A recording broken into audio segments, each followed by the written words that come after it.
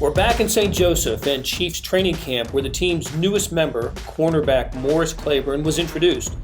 You'll hear from Claiborne, who has to sit out the first 4 games this season for violation of the league's substance abuse policy. The A-team of Brooke Pryor, Sam Mellinger, and Vahe Gregorian have more Chiefs to discuss. And after a break, Vahe recounts his Sunday night at Sprint Center and the U.S. Gymnastics Championships, where Simone Biles soared to new heights. I mean, really new heights. All of this on SportsBeat KC, the Kansas City Star sports podcast sponsored by Big O Tires. I'm your host, Blair Kerkhoff, and it's Monday, August 12th. The last time we saw each other, it was dark, and not just outside. It was dark inside the press box. They call this A-team after dark, and we do it after a night game. It was literally true. A-team, it wasn't. It was A-team in the dark. A-team.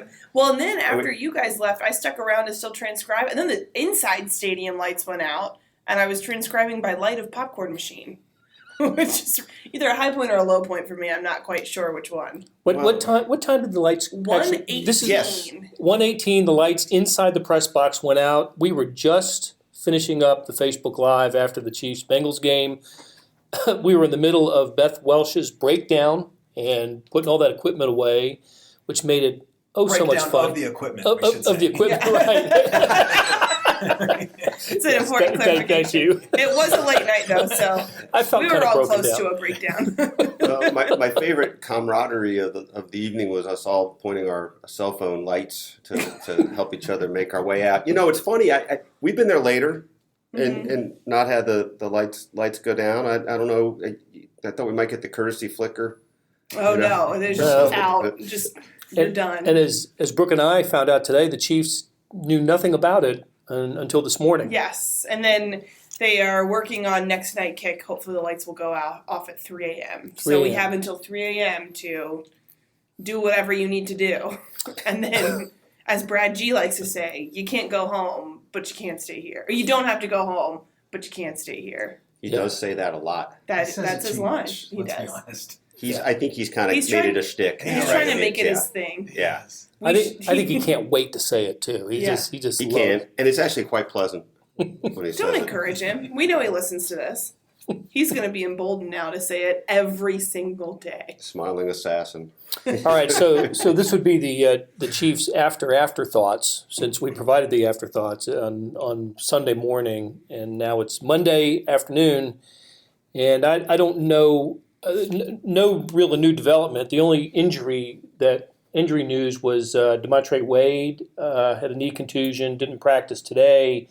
But one thing we did find out is Morris Claiborne is in town.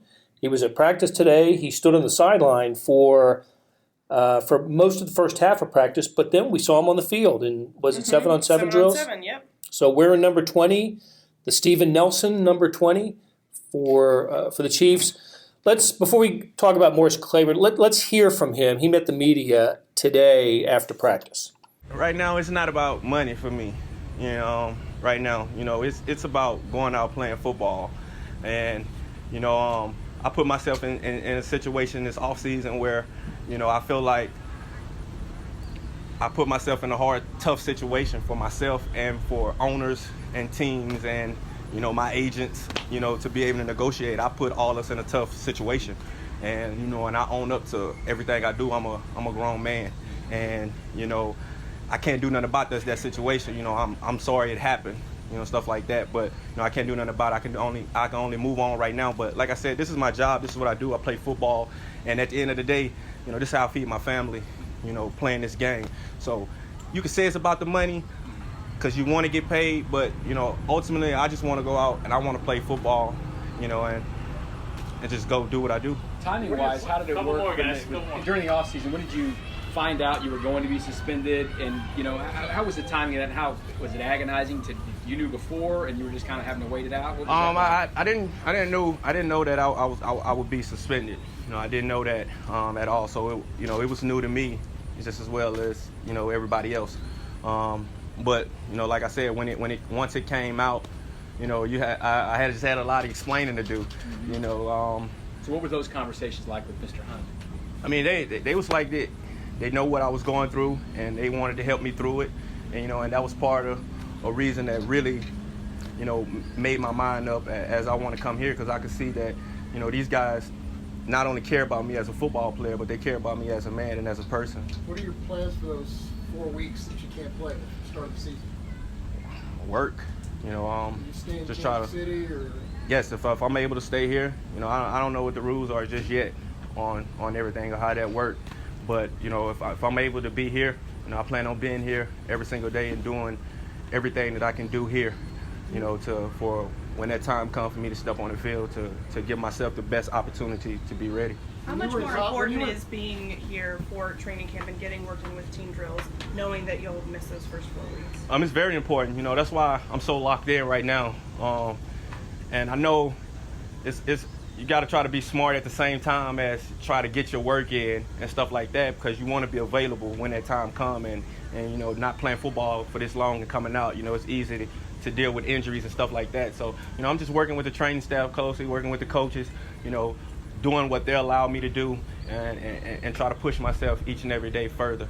All right, Brooke, you're going to write the story on Morris Claiborne, or are writing the story. I never know which tense verb to use here. I have written 176 words of it to the dot. And I believe I think we established last week when you got to 250 that's not a story. No, so 176 is just a brief thought that has been put to, I was going to say pen to paper, but has been conveyed on my computer screen.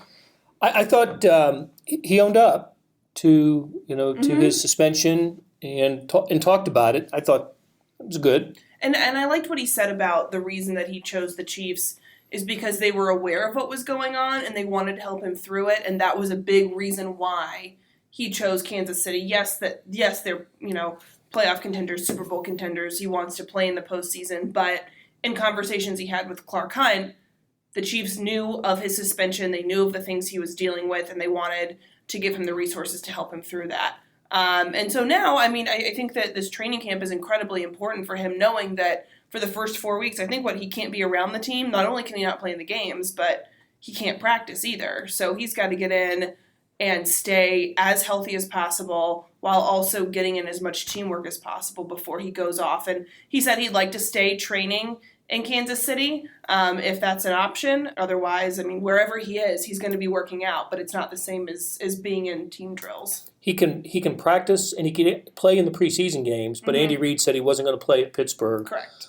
On Saturday. We saw Saturday night, at least when the first team defense was on the field for the first drive by the Bengals, cornerback remains something of a position of interest for the Chiefs. And I would imagine we would agree that who knows whether a 29-year-old Mo Claiborne is going to be an upgrade, but you kind of want to see him, right, when we finally can see him, which is in week 5. He's what they need. He's an experienced guy, and we talked about this, but players that are available on August 12th are available for a reason. You're not going to go out there and get a star at this point. He's played the position. He's played it solidly at times. Certainly hasn't lived up to being the number 6 pick in the 2012 draft, 13, something like that. But experienced guy, he uses his body, gets a little grabby at times. Or at least that's his reputation. But, if you just collect numbers and then, there's a clear top 4, right? Fuller, Bashaud Breeland, Charvarius Ward, and now Mo Claiborne. And then they've got some developmental guys. And if you get 1 or 2 of those guys to click, maybe you have something. And I don't know that I'd bet on it, but I'd bet on this. I know they're going to look for another body, look for, probably somebody more in the profile of Charvarius Ward last year, a younger guy, that a team would be dealing from a position of strength, something like that. I think CBS had projected that the Chiefs would make a trade, a 2020 draft pick for Josh Norman. Does that seem, that's not exactly in the Charvarius Ward model mode, but what would you think about that possibility? Not going to happen. Ain't happening. All right. Well, sorry, CBS. Yeah. Thank you for playing, and next. He's 31, 32, something like that. It's not 2015 anymore. He makes a big number. And, unless you can get somebody to eat the contract. Like, they're going to be squeezed enough with, they got to get Chris Jones, Tyreek Hill. They got some contracts to get done if they can this year. Maybe a quarterback if they want to keep him. They do have a good one. Who? Chad Henne? They do have a good Can one. I go back to something really irrelevant but that intrigues me? Your use of the word grabby. Who was the grabbiest player you ever saw? Because I have somebody very specific in mind. Quite recent. Wait, Orlando Scandrick is just in my head right Is now. that what you called him? I've never seen anybody like him. Yeah. The clutch and grab, and I bring it up also because here we are coming off, still in shell shock from the all the officiating, the replay stuff the other night, and the grabby guys are going to slow these games down. Yep. So I'm concerned about that when it comes to Claibs. I'm sorry, what are you calling him now? I knew a guy named Mike Claiborne. Claibs. Okay. They call him All right. Claibs. All right. Just want to make sure Yeah. we were all Just aware. want to assume a little Claibs, familiarity. yeah, you guys are best friends now. Well, before there's a full-blown panic on the cornerbacks here, let's revisit Saturday night and give a lot of credit to Andy Dalton, and I can't even tell you who the receiver was, who made the play over Charvarius Ward down the right sideline. Right sideline, yeah. It was a great throw and a great catch. Yep. It just was. Mm-hmm. And I think most cornerbacks would not have made a play there. And Andy Reid told us today that Rashard Breeland wasn't responsible for the pass that he ended up breaking up, the Right. underthrown ball where it looked like he was beat, and Andy Reid said that wasn't Breeland. You It looked like he was expecting safety help. Yeah, Yeah. One of you suggested that in the Facebook Live podcast the other night that could have been the case. He still doesn't get to wave his arms like he did, acting like he really broke up the play though. But I enjoy it so much every time. No. I will never be mad at that. I think that Sean Smith turned me on that. There's such joy in the wave off. I'll never Whether or get not mad you at had that. anything to do with that pass being incomplete, you celebrate like you did. But good point, Blair. Anyway, that's I think it takes him off the hook a little bit, and you just want to see Sure. more Mm-hmm. from him. Well, and today we saw Rashard Breeland have 2 interceptions. Both off Patrick Mahomes, 1 in 7-on-7, 1 in 11-on-11. I think the pass was intended for Watkins, I believe. It was on the 7th play of the final team period. And so and it was a good pick. I think that obviously they need more of that. But this, to me, felt like the best practice that Rashard Breeland has had all camp. We'll go back to a broader point too, if you don't mind. So Andy brings up that it was, I guess, for lack of a better term, a miscommunication. We're going to have some of that right in a new system, but that's its own point of concern. Just because we saw plenty of things attributed to lack of communication last year. I don't know who was deep there. Was it I can't Sorensen remember. or was it Whoever Armani, it was Armani Watts? Was on the other side of the field. It wasn't even. Yeah, there wasn't a body behind There it. wasn't Yeah. anybody Right. back there. But who was supposed to be down I there? couldn't. Yeah. So and that far, was the when picture the you couldn't twos tell. were in. Well, it was a mix of the 1s and the 2s. Well, I think that was the. You mean anything after the second play? Correct. Yes. Correct. So I think it was like the 6th or 7th play. Yeah, it was. It After was the early. non-fumble, it was Well, Take the look, starters all out. hands on deck. well, look who came out after that play. After the second snap of the game, right? Because the Bengals had the ball first. After that play, which was the fumble that was overturned and the Bengals kept the ball, Chris Jones came out, Anthony Hitchens, Tyrann Mathieu, Damian Wilson. So the snap counts were out today, and we found out those guys played 2 snaps each. On offense, Tyreek Hill and Travis Kelce played 1 snap. Sammy Watkins played 2 snaps. Chad Henne was in for 5, and the starting offensive line played 8 snaps. So the first drive, right? So Andy Reid, he starters play the first quarter. No, they didn't finish the first series basically for some of them. But I thought it turns out that's the good move, isn't it? Isn't that the right? Wasn't that the right thing to do? I thought you were joking the other night when you said you gave the coaching staff an A for getting the guys out of there on your report card, but actually, in living color, that's how you had it. Yeah, I'm convincing myself that was the right move to make. I wouldn't be mad if they just put him in street clothes, like just put Patrick Mahomes in a hoodie and let him watch and give him a little earpiece so he can listen in or whatever. Who cares? I think for the offense, yeah, sit him as early as you want, don't play him at all. I think the defense, though, needs more than 1 or 2 snaps for the starters when you consider the fact that they're new guys with Tyrann Mathieu and Frank Clark and Damian Wilson. But it's also a new scheme for everybody. Yeah. So why would you not want to work out more of the kinks when it doesn't matter versus, I mean, I get you don't want to injure, you don't want to risk injury, you don't, and then you want to get some of the younger guys experience and get them fitted in, but unless they're way ahead of schedule in training camp practices, which they may be for how the defensive coaching staff measures things, I would want to see more communication, more opportunities to have communication so that you don't have mess ups like what happened with Breland and thinking he had safety help, so that doesn't happen when it matters. Offensively, how much do you think these guys need to play together to be game ready?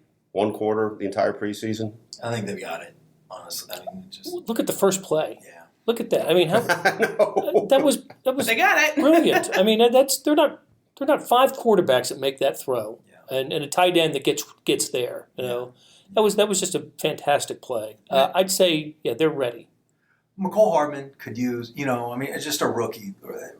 Andy Reid is a tough coach to play for as a rookie receiver. Yeah. There's just a lot going on in the offense. So he could use some stuff, and maybe it benefits him if he has those snaps with the other ones around him, but I don't think it's worth using the other ones. Yeah, and I guess that's what I mean, more of the sort of the broad sense of it. Obviously, the younger guys need some, but... If the season opener was this Sunday instead of September, was it 8th, I would assume that the Chiefs are going to score 30-plus points.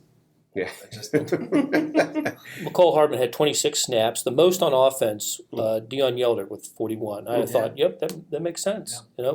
Checks out. On defense, Armani Watts had the most snaps with 50, and I think they want to get more of a look of Armani Watts after missing most of last season. They were encouraged by him right before the injury. They thought it was starting to take traction a little bit. Mm-hmm. So. Also, with a lot of snaps on the defensive side, Tano Passigno and Breland Speaks each had 39. And tell you what, the more Tano plays, the better he looks. And today he was inside and outside with That's the right. first team, which I thought was interesting. And he talked about he likes being able to go inside. And he likes, I think, playing outside too. I think he feels way more comfortable with his hand in the dirt. He said that after the game. I just think that he's a guy that has benefited the most out of everyone on that defense, finding a role for him and finding a way to really carve out a space in this defense by doing a little bit of everything. I think it's working out well for him. Well, it's the last week of training camp in St. Joe. It does continue at Arrowhead at the training facility at Arrowhead after this weekend. But it's the last week in St. Joe, and that always means one thing.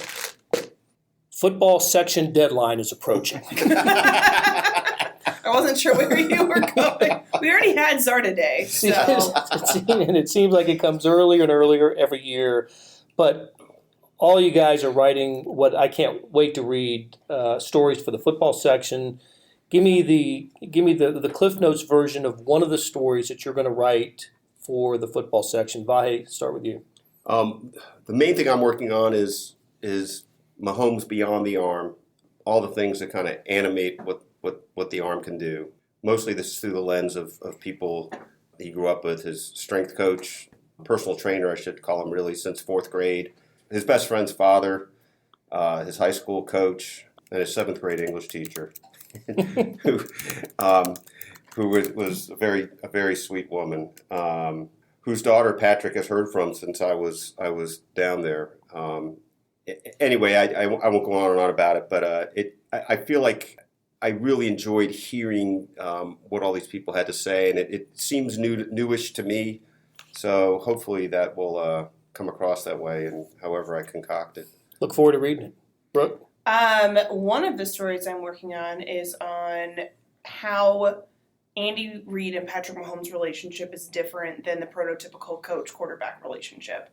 The idea that Patrick just gives Andy this extra bounce in his step, as Dustin Colquitt said. He said that you can just tell by his body language, and I said, how do you mean? And he said, well, it's not that he's outwardly smiling, but he's just got this inner beam that you can see his inner beam. And I was like, sure, okay. I don't, sure. But I think nothing my favorite anecdote about how their relationship is different and how Patrick is affecting Andy, Patrick told us today when we talked with him, and we know that Andy Reid is kind of a mad genius when it comes to offensive plays. He scribbles them down on napkins, but he particularly likes to scribble it down on note cards that he keeps in his pocket.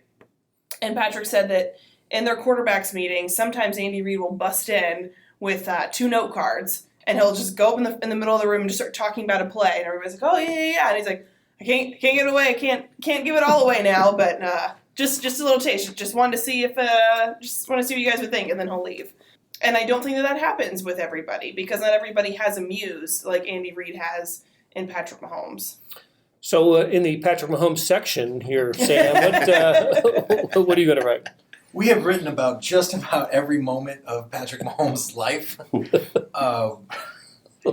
Pretty crazy. But we have not written much about the first major decision that a pro athlete makes, and one of the biggest decisions that they make in their career, which is the choice of agent. And Patrick made an interesting choice, going with an agency founded by Lee Steinberg, maybe the most famous football agent, in the sports history. Especially when it comes to quarterbacks. And really the juice behind that place now is a guy named Chris Cabot. And so the idea is to go through that decision, how it was presented to him, and see what we can find out or learn about Patrick's priorities and personality in making that decision over. I mean, he could have gone with anybody. He wasn't the number 1 quarterback in that draft, obviously. He was the second quarterback selected, but he could have gone anywhere. So why did he pick those guys? That'd be great. Blair, what about you? What are you writing? Well, it'll have a Patrick Mahomes element. There we go. I'm in. I'm sold. Can't wait. The way the Chiefs lost the AFC Championship game was so heartbreaking for the home fans, for the home team, that it was difficult to explore at the moment some of the things that happened in that game that were beyond anything I had ever seen in a Chiefs game, including what I think is the most clutch field goal in the history of the organization that sent it into overtime. There were a couple other little things like that had the Chiefs won the game, it would have been part of this narrative that we talk about even today. Or remember where you were when you saw this happen. Mm-hmm. We don't get to talk about those things because the Chiefs lost a coin flip. Mm-hmm. Not just the game. And Dee Ford was offside. So I went back and talked to a few players, including Patrick Mahomes, about the game and maybe some of the underappreciated aspects of the AFC Championship game. Hey, it's a bit of a loser's lament, but I just think it's a game that shouldn't be forgotten. It was the most important home game in Chiefs history and the biggest game they've played in 50 years, and people couldn't wait to forget about it. I think you're going to get into this in the story because you were telling me a little bit about it before, but it is interesting to think about where this will rank in the context of the 1971 Dolphins loss. If it's going to have that kind of historic resonance. And that game certainly does. People talk, for years, talked about Ed Podolak's, performance in that game, and Stenerud hitting field goals and then missing one that could have won it. Every older Chiefs fans can kind of quote that game chapter and verse, where they were. It was a Christmas Day game. There were so many, started in day and ended at night. I remember watching that game as a kid at home in North Carolina. It's still theoretically, this is kind of funny, the longest game in NFL history, which is like an hour shorter than most NFL games today, but, but just based on the clock time. Right? All right, guys. Hey, thanks a lot. And we're going to take a break for this subscription offer. And when we return, Vahe and I will talk about perhaps one of the greatest individual sporting feats performed in Kansas City. Stick around. Hey, it's Blair.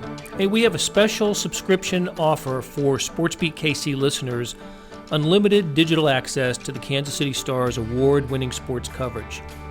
Sign up now for 1 year of Sports Pass for access to all the sports news, features, and columns we have to offer. And it's only $30. That's a 40% savings off our regular rate. For your convenience, your subscription will automatically renew after the initial term at $50 unless you tell us to cancel. A lot of subscription services won't tell you that. They'll just sneak it on there. We just told you.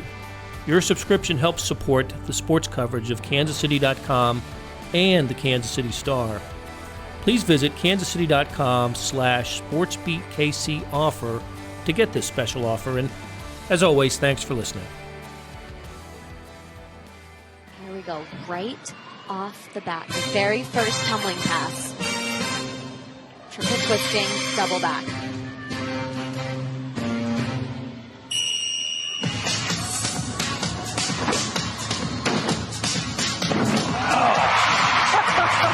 Money!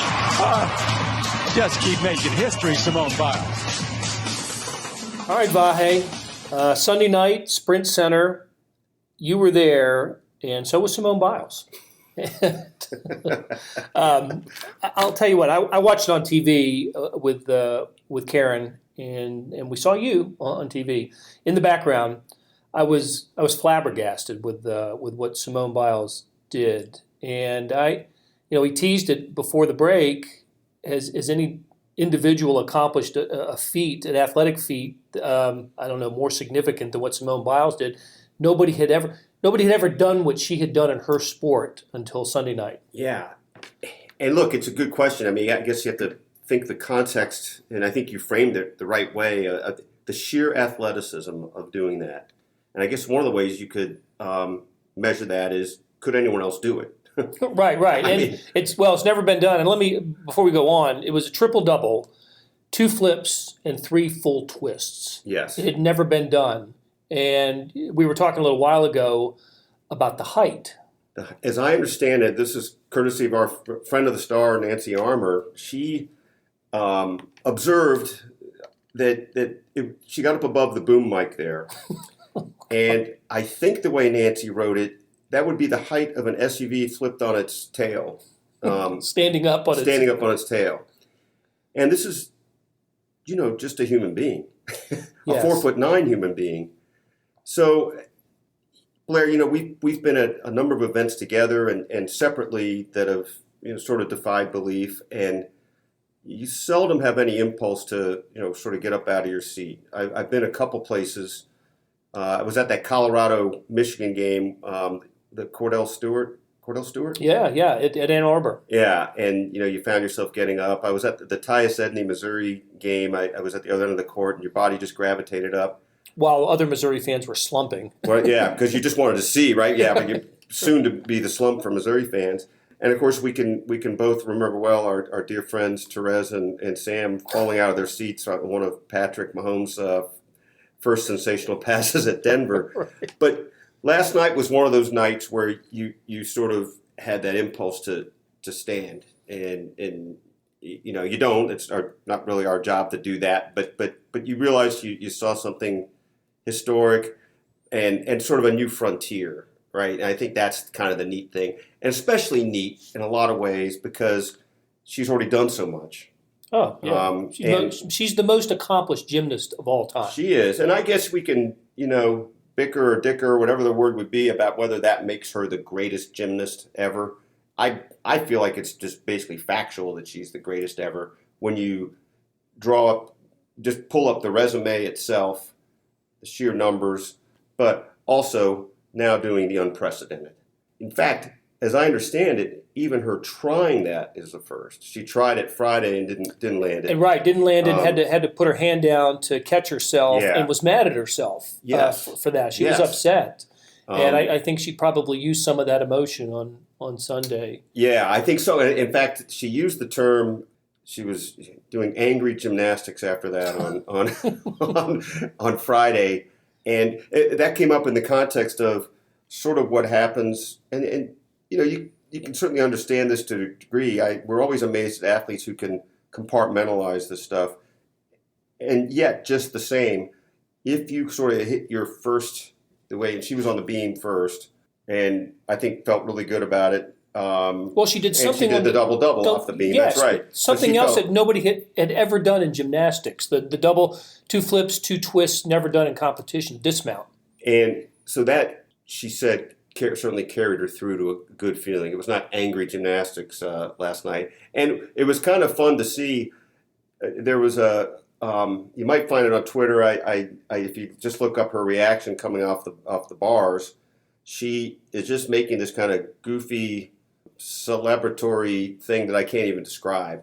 But it was sort of the polar opposite of the other end of the spectrum that we saw, if I'm not using too many cliches there, on Wednesday, when it was sort of raw and still fury over the negligence and in fact, the monstrous behavior of Larry Nassar, all that.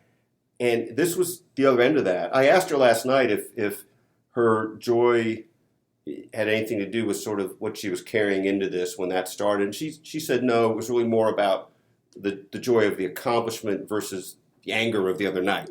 Big credit to her to compartmentalize that. Absolutely. To put this aside and to give her full self to the competition last night. I guess I'm like a lot of people. I'm a gymnastics fan during the Olympics, right? And that's when it's at its height of popularity every 4 years. And I remember the Americans winning in Rio, and she had the 4 gold medals.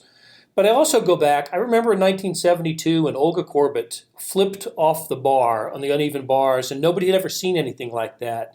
And kind of put gymnastics until that time.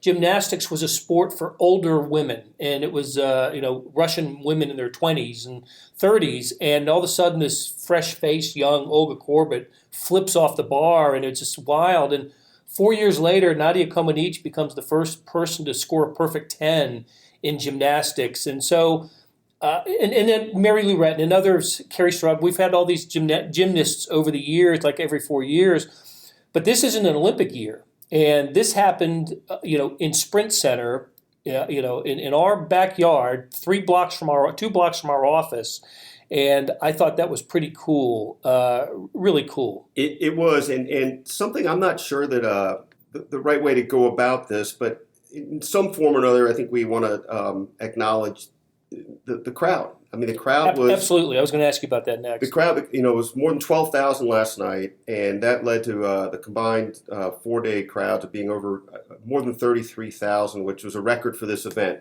Now, this event being in non-Olympic years, the trials do better, as you might expect. But think about that as both, I think, a nice statement about how people are staying attuned to gymnastics, and especially after what it's been through, but also, heck, a nice statement about Kansas City. Probably helped in some ways. There were 3 local young ladies that were involved, but I think the star power of Simone is also the thing. It was neat in the crowd, though. It was a lot of young girls. I saw that on TV. Yeah. A lot of them would come race down to the bottom to slap hands with the gymnasts as they were walking. You had a good angle on that where you were sitting. I did. It was kind of fun, and in fact, even leaving later, there were hundreds out there waiting, and a lot of the gymnasts were coming through out there and just spending time with them. And this was sort of a side point, and no names to protect the innocent, but I'm told the beer lines were really short because of the makeup of the crowd. How funny. Well, good for Kansas City to help set an attendance record. Congratulations to Kathy Nelson and the Kansas City Sports Commission that bid for this event, landed it, and even through all the troubles that the sport has had, there seemed to be a 4-night celebration of the sport in Kansas City. I think that's right. And I think also that's another thing that's interesting, and you just made me think of this. The trials will be in St. Louis next year, and I had a chance to see Frank Viverito, our friend from the St. Louis Sports Commission, the other night. And one of the points he was making and is what you just said, that, Kansas City going ahead and wanting to bid on this and being part of this during a hard time, and also St. Louis doing that. I mean, there may have been fewer bids than usual on this, and hats off to both cities for saying we'll be part of the solution. Very good. All right, Vahe, thanks a lot. Thanks, Blair.